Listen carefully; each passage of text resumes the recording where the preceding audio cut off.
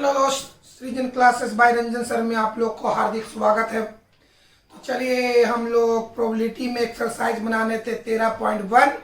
उसमें अब दो गो ऑब्जेक्टिव बचा हुआ 16 और 17।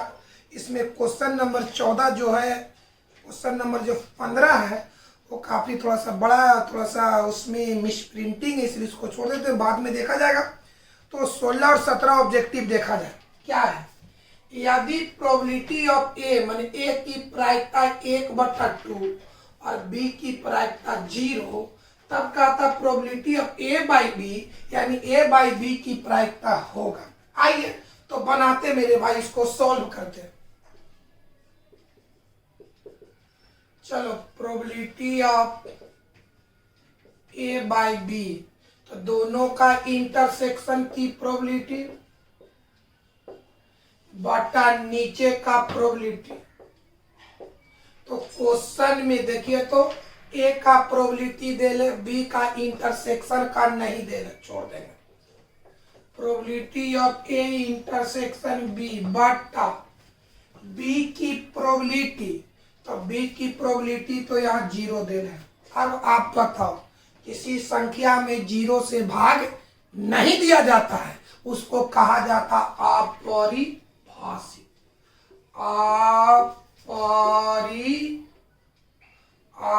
अपरिभाषित। चल, अपरिभाषित ना कह के कहेंगे परिभाषित नहीं। अपरिभाषित का दूसरा अर्थ हो गया परिभाषित नहीं, मतलब इसका जो सॉल्यूशन होगा अपरिभाषित या परिभाषित नहीं, इसके मुताबिक आपका आंसर होगा परिभाषित नहीं। कोई दिक्कत है, कोई प्रॉब्लम? इसमें 0 से भाग देना है, तो किसी संख्या में 0 से भाग नहीं दिया जाता है, उसी को कहते हैं अनडिफाइंड। मतलब इसका सॉल्यूशन अनडिफाइंड होगा, अपरिभाषित होगा, माने परिभाषित नहीं होगा। इस कंसेप्ट के आधार पर इसका आंसर होगा सी। तो आइए अब हम अगला ऑब्जेक्टिव को गौर करते हैं। 17 ऑब्जेक्टिव पर गौर करते हैं बहुआ।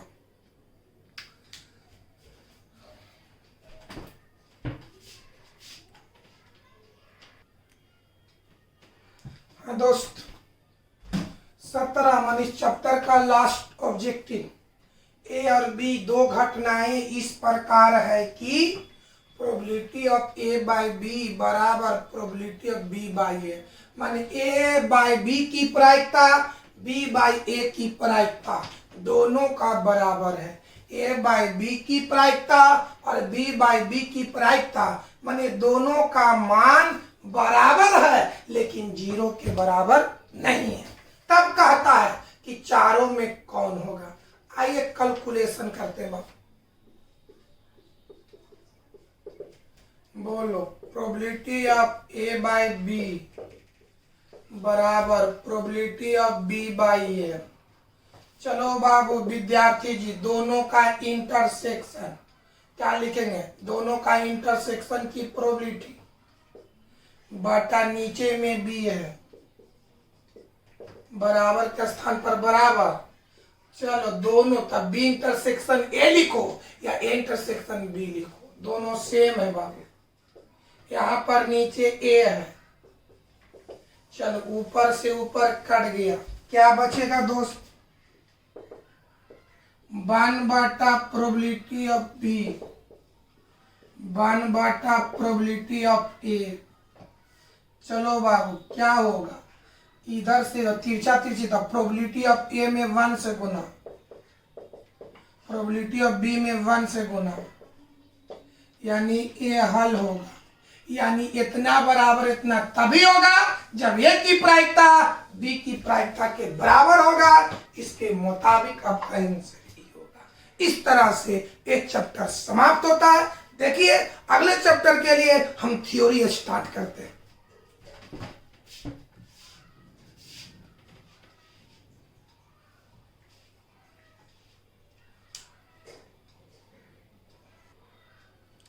हाँ देखो बाबू, अगले चैप्टर के लिए थ्योरी देखा जाए। Independent event independent event, Hindi हुआ स्वतंत्र घटना। आइए अगला चैप्टर में जितनी भी प्रॉब्लम है इंडिपेंडेंट इवेंट माने स्वतंत्र घटना। अब आइए स्वतंत्र घटना के बारे में समझिए, एग्जाम्पल के माध्यम से हम समझा रहे हैं। पहला एग्जाम्पल, पासे को कई बार उछालने से प्राप्त घटनाएं, पासा को कई बार उछालने से प्राप्त घटनाएं स्वतंत्र घटना का उदाहरण है। कैसे? मान लिया, बताओ, पासा को कई बार उछाले तो मान लिया जाए कि पासा को हम पहली बार उछाले तो छक्का आया। मान लिया पासा को कई बार, कई का मतलब एक से ज्यादा उछालना है। तो सपोज दैट कि मान लिया जाए कि पहली बार पासा को उछाले तो छक्का आया, तो क्या दूसरी बार पासा को हम उछालेंगे तो छक्का आ भी सकता है और नहीं? बड़े बढ़िया से समझो, पासा को कई बार उछालना है माने एक से ज्यादा बार उछालना है। तो सपोज दैट कि पासा को पहली बार उछाले तो छक्का आया, तो क्या बताओ कि जब हम पासा को दूसरी बार उछालेंगे तो छक्का नहीं आएगा? तो बात करो, ऐसे पासा फेंके, पहली बार फेंके तो उस पर छक्का आया, तो क्या आप बताइए कि दूसरी बार हम पासा को फेंकेंगे तो छक्का नहीं आएगा? छक्का आ भी सकता है और नहीं भी आ सकता है, यानी छक्का आने का स्वतंत्र है। तो इस तरह का घटना को ही स्वतंत्र घटना कहते हैं। कोई दिक्कत है? बात समझ में आया? और समझिए, मान ले समझ में आया बाबू? एक बार सुनो, पासे को कई बार उछालने से प्राप्त घटनाएं स्वतंत्र घटना का उदाहरण है। कैसे? मान लिया जाए कि पहली बार हम पासा को फेंके तो छक्का आया, तो अब दिमाग पर जोर देखो कि वही पासा को अगर हम दोबारा उछाले तो कई प्रतिबंध लग गया कि छक्का नहीं आएगा। छक्का आ भी सकता है और नहीं भी आ सकता है, यानी छक्का आने के लिए वो स्वतंत्र है। तो इस तरह के घटना को ही स्वतंत्र घटना कहते हैं। कोई दिक्कत है? आपसे कोई पूछेगा कि पासे को कई बार फेंकने से प्राप्त घटनाएं किसका उदाहरण है? तो स्वतंत्र घटना का उदाहरण है। अब चलिए दूसरी बात समझा जाए। मान लिया दूसरा एग्जाम्पल कि कई प्रतियोगिता है, कई तरह का एग्जाम है। First exam, second exam, third exam. तो बताइए कि मान लिया जाए कि फर्स्ट एग्जाम में राहुल खिताब जीत गया, पहला एग्जाम में पहला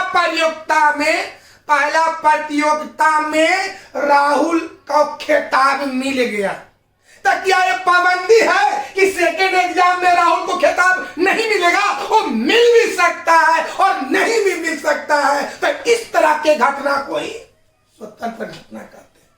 कोई दिक्कत है? यानी क्या लिखेंगे मेरे भाई? कई प्रतियोगिता में प्राप्त विजेता से घटनाएं, सुन बाबू, यहाँ पर एग्जाम्पल क्या है?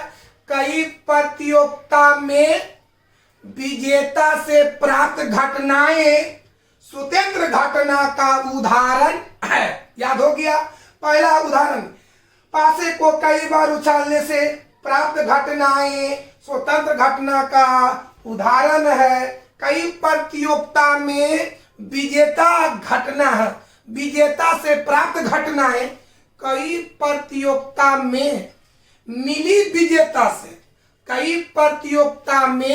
विजेताओं से प्राप्त घटनाएं, विजेताओं से प्राप्त घटनाएं। दूसरा उदाहरण, कई प्रतियोगिता में विजेताओं से प्राप्त घटनाएं स्वतंत्र घटना का उदाहरण है। अब आइए तीसरा उदाहरण दे रहे हैं बाबू। सिक्के को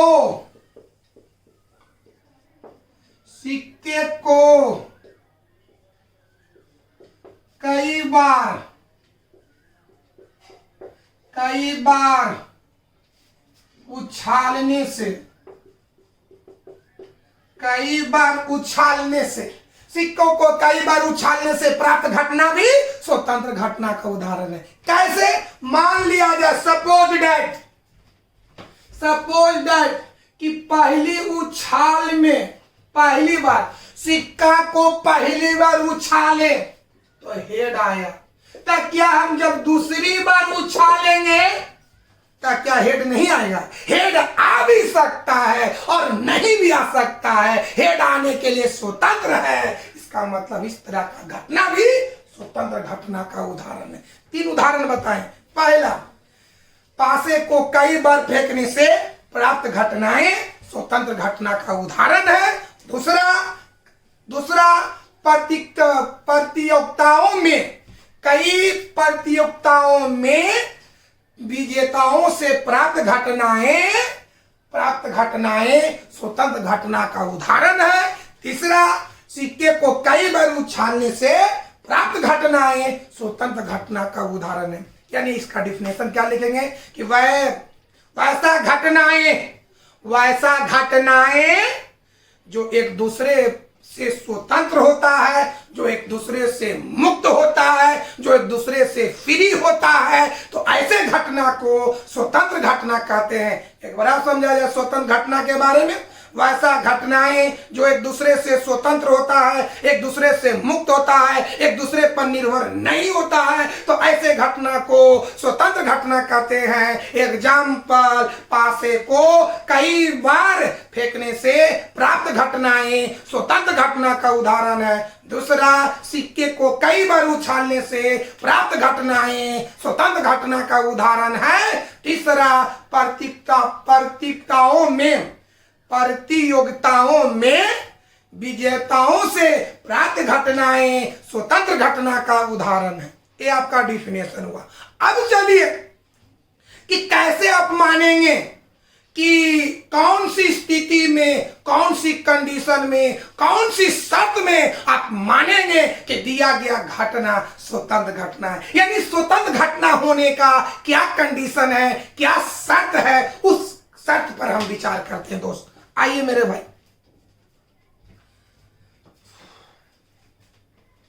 पहले इसको हम लिख लेते हैं, उसके बाद हम आपको शर्त बताएंगे दोस्त।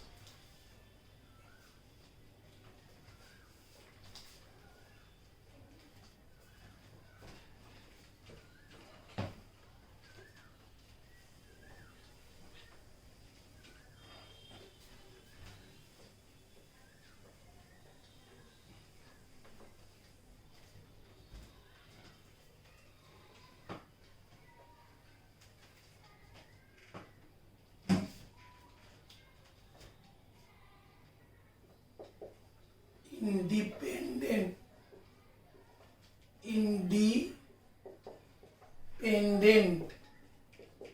इवेंट हिंदी हुआ,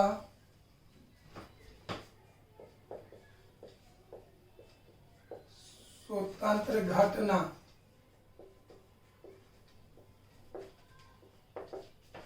लिखेंगे। वैसा घटनाएं जो, देख लेते हैं दिखाई दे रहा कि नहीं, बहुत बढ़िया से। वैसा घटनाएं जो एक दूसरे से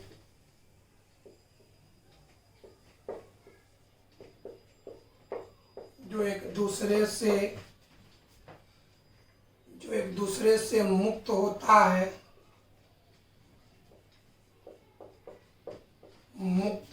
है, यानी यानी एक दूसरे पर निर्भर नहीं करता है, नहीं करता है। तो ऐसे घटनाएं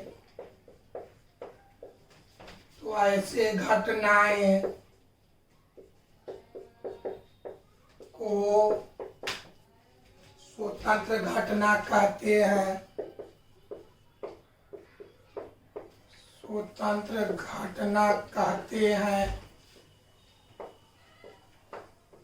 स्वतंत्र घटना कहते हैं। एग्जाम्पल मतलब उदाहरण। उदाहरण देखिए, पहला उदाहरण, पासे को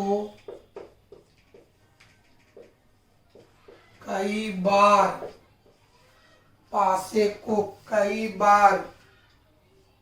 फेंकने से प्राप्त घटनाएं। बताओ बाबू, पासे को कई बार फेंकने से प्राप्त घटनाएं किसका उदाहरण होगा? स्वतंत्र घटना का। सिक्के को कई बार उछालने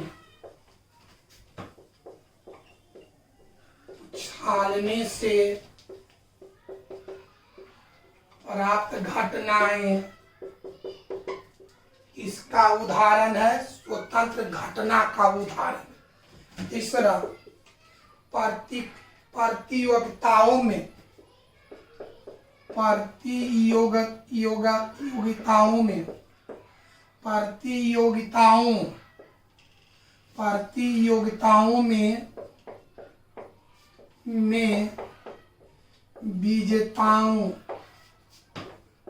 विजेताओं से प्राप्त घटनाएं। प्रतियोगिताओं में विजेताओं से प्राप्त घटनाएं स्वतंत्र घटना का उदाहरण है। ये था इसका डिफिनेशन और उदाहरण। अब हम चलते हैं इसका कंडीशन, माने स्वतंत्र घटना का कंडीशन माने शर्त। इसको देखिए एक नजर बाबू आप लोग।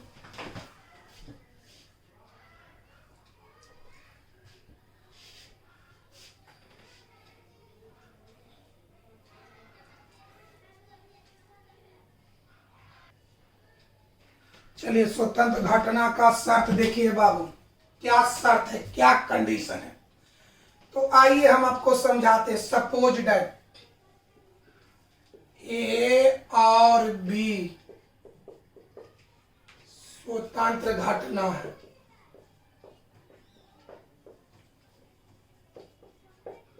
सपोज दैट मान लिया कि ए और बी स्वतंत्र घटना है।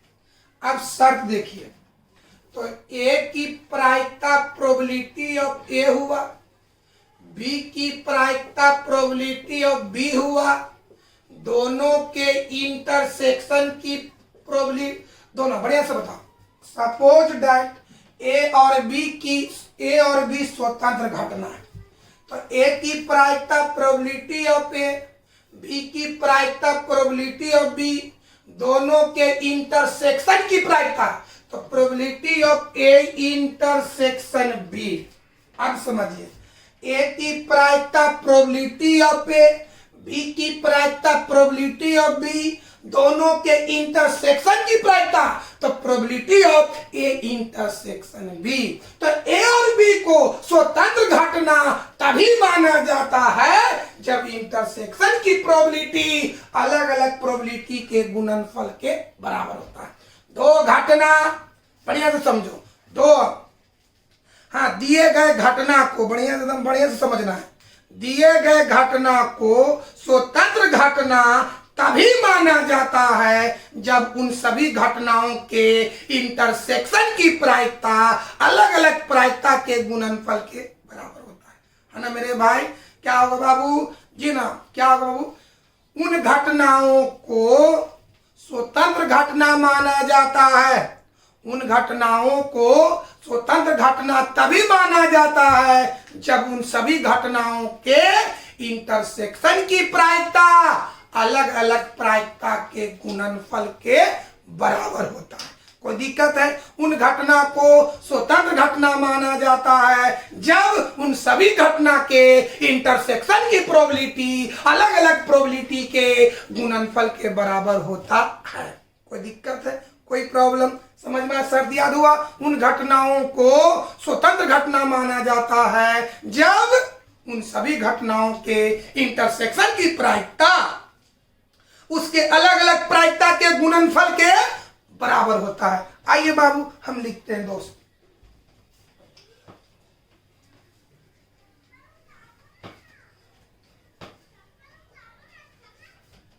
शर्त क्या है? शर्त लिखते हैं, उन घटनाओं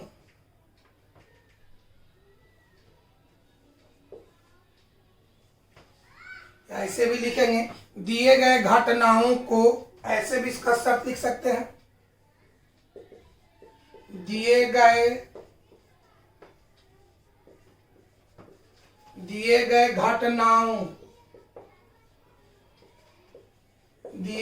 घटनाओं को स्वतंत्र घटना, दिए गए घटनाओं को स्वतंत्र घटना तभी माना जाता है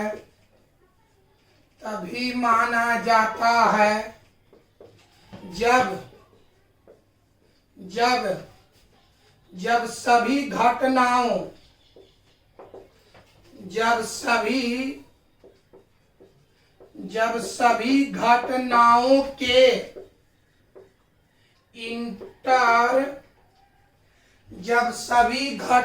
दिए गए घटनाओं को स्वतंत्र घटना तभी माना जाता है जब सभी घटनाओं के इंटरसेक्शन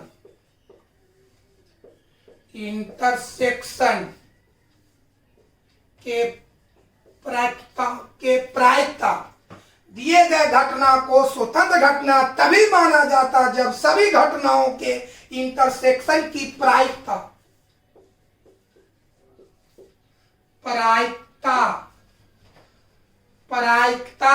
उन घटना का प्रायिकता अलग अलग घटना के प्रायिकता के गुणन अलग।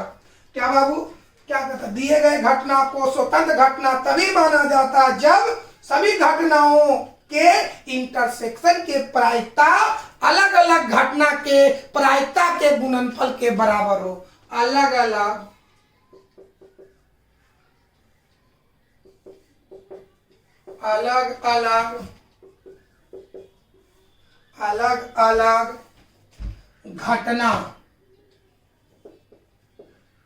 घटना के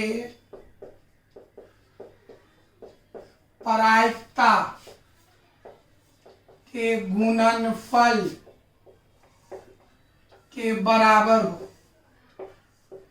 के बराबर हो, यही तुम्हारा शर्त है। स्वतंत्र घटना होने का शर्त क्या है कि उन घटना को स्वतंत्र घटना तभी माना जाएगा, यानी दिए गए घटना को स्वतंत्र घटना तभी माना जाएगा जब सभी घटनाओं के इंटरसेक्शन की प्रायिकता अलग अलग घटना के प्रायिकता के गुणनफल के बराबर हो, तब ऐसे घटना को स्वतंत्र घटना माना जाता है। कोई दिक्कत? आइए एग्जाम्पल से हम आपको समझाते हैं। एग्जाम्पल चलिए, सपोज दैट ए और बी स्वतंत्र घटना है। जब स्वतंत्र घटना है कि दोनों के इंटरसेक्शन की प्रायिकता अलग अलग प्रायिकता के गुणनफल के बराबर हो, इसलिए प्रोबेबिलिटी ऑफ दोनों का इंटरसेक्शन ए इंटरसेक्शन बी बराबर होना चाहिए ए की प्रायिकता और बी के प्रायिकता के गुणनफल के बराबर। Probability of A into probability of A into probability of B, यानी इतना बराबर इतना कब होगा? जब दिया गया घटना स्वतंत्र घटना हो। अगर दिया गया घटना स्वतंत्र घटना है तो उसके इंटरसेक्शन की प्रोबेबिलिटी अलग अलग घटना की प्रोबेबिलिटी के गुणनफल के बराबर होना चाहिए। देखिए इसको एक नजर,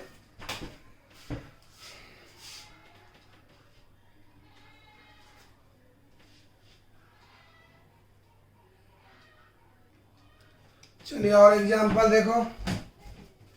दूसरा एग्जांपल, ए बी एवं सी स्वतंत्र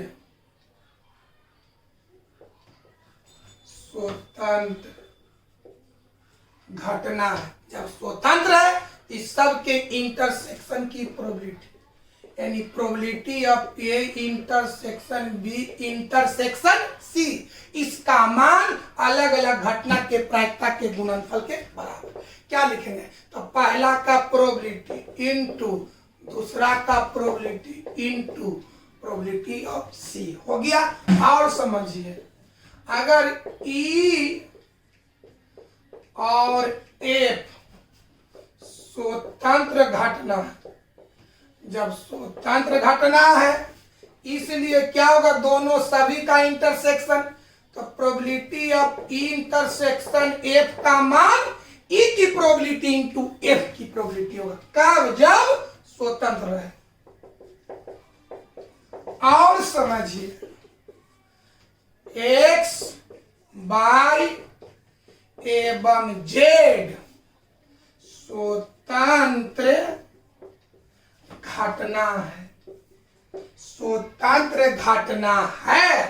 तब बताओ मेरे भाई, इस सब का intersection X intersection Y intersection Z की प्रायिकता अलग अलग घटना के प्रायिकता के गुणनफल के बराबर। Probability of X into probability of Y into probability of Z. कोई दिक्कत है? यानी कहने का मतलब क्या हो गया कि अगर हमको घटना को, सुन लीजिए बढ़िया से, अगर क्वेश्चन में दिए गए घटना को स्वतंत्र घटना साबित करना हो, अगर क्वेश्चन में दिए गए घटना को स्वतंत्र घटना साबित करना हो, तब वहां पर दिखाना होगा कि सभी घटना का इंटरसेक्शन की प्रोबेबिलिटी अलग अलग प्रोबेबिलिटी के गुणनफल के बराबर है कि नहीं। अगर है तो दिया गया घटना स्वतंत्र घटना। फिर समझो, अगर हमको क्वेश्चन में दिए गए घटना को स्वतंत्र घटना साबित करना हो, तब वहां पर हमको दिखाना होगा कि सभी घटना की प्रोबेबिलिटी, सभी घटना के इंटरसेक्शन की प्रोबेबिलिटी अलग अलग प्रोबेबिलिटी के गुणनफल के बराबर है। अगर ऐसा है तो दिया गया घटना स्वतंत्र घटना है, अन्यथा नहीं। कोई दिक्कत है? आपको क्वेश्चन में हम आए दिखाएंगे कि बाबू इस घटना को स्वतंत्र घटना साबित करना हो, तब क्या करिएगा? सभी घटना के इंटरसेक्शन की प्रोबेबिलिटी निकालिए, फिर अलग अलग घटना की प्रोबेबिलिटी निकालिए और गुना करके देखिए कि इंटरसेक्शन के बराबर है कि नहीं है, तब वो घटना स्वतंत्र घटना होगा। कोई दिक्कत है? कोई प्रॉब्लम? चलिए भाई इसी का अपोजिट देखते हैं दोस्त।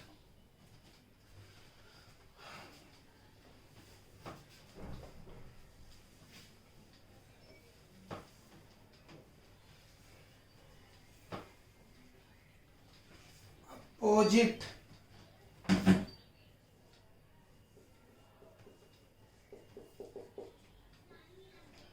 उल्टा। Suppose that probability of A intersection B probability of A into probability of B. देख तो बाबू यहाँ पर घटना कौन कौन है? ए और बी है। तो देख तो इंटरसेक्शन की प्रोबेबिलिटी अलग अलग प्रोबेबिलिटी के बराबर है। तो यहाँ पर बताओ बाबू, जब इतना बराबर इतना है तो ए और बी कैसा घटना? स्वतंत्र घटना। यानी ए और बी को स्वतंत्र घटना साबित करने के लिए इंटरसेक्शन की प्रोबेबिलिटी अलग अलग प्रोबेबिलिटी के गुणनफल के बराबर हो। यानी कहने का मतलब होगा कि अगर हमको ए और बी को स्वतंत्र घटना साबित करना है, ए और बी को स्वतंत्र घटना साबित करना हो, तब वहां पर हमको दिखाना होगा कि probability of A intersection B का मान probability of A into probability of B के बराबर है। अगर हमको बाबू ई और एफ ई और एफ को स्वतंत्र घटना साबित करना हो, तब वहां पर हमको दिखाना होगा क्या कि प्रोबेबिलिटी ऑफ इंटरसेक्शन एफ का मान ई और एफ को स्वतंत्र घटना साबित करने के लिए वहां पर दिखाना होगा कि प्रोबेबिलिटी ऑफ इंटरसेक्शन एफ का मान probability of E into probability of F के बराबर है। कोई दिक्कत है मेरे भाई? आइए मेरे भाई बताइए आप हमको। दोस्त यहाँ पर इस क्वेश्चन में ए और बी घटना है, तो ए और बी की प्रायिकता अलग अलग प्रायिकता के बराबर है, इसलिए बताओ ए और बी कैसा घटना होगा बाबू? स्वतंत्र घटना होगा। और हमको बताइए विद्यार्थी जी, अगर ऐसे लिखे probability of A dash intersection B, पहला घटना ए डैश है और दूसरा घटना बी है, एक का मान देल है probability of A dash into probability of B. एक तो बाबू इस क्वेश्चन को गौर करके देखिएगा, तो पहला घटना ए डैश है और दूसरा घटना बी है, तो दोनों के इंटरसेक्शन का मान अलग अलग घटना के प्रोबेबिलिटी के बराबर है, इसलिए ए डैश और बी स्वतंत्र घटना। कोई दिक्कत है? और इस चीज को कल की क्लास में बढ़ाएंगे बाबू। अभी कल आपको इस चैप्टर का थ्योरी समाप्त हो जाएगा। आज क्लास को यहीं पर समाप्त करते हैं दोस्त। आपको स्वतंत्र घटना समझ में आ गया होगा, उसकी शर्त लिखना समझ में आएगा, और चीज बहुत चीज है जो कल की क्लास में हम आपको बताएंगे।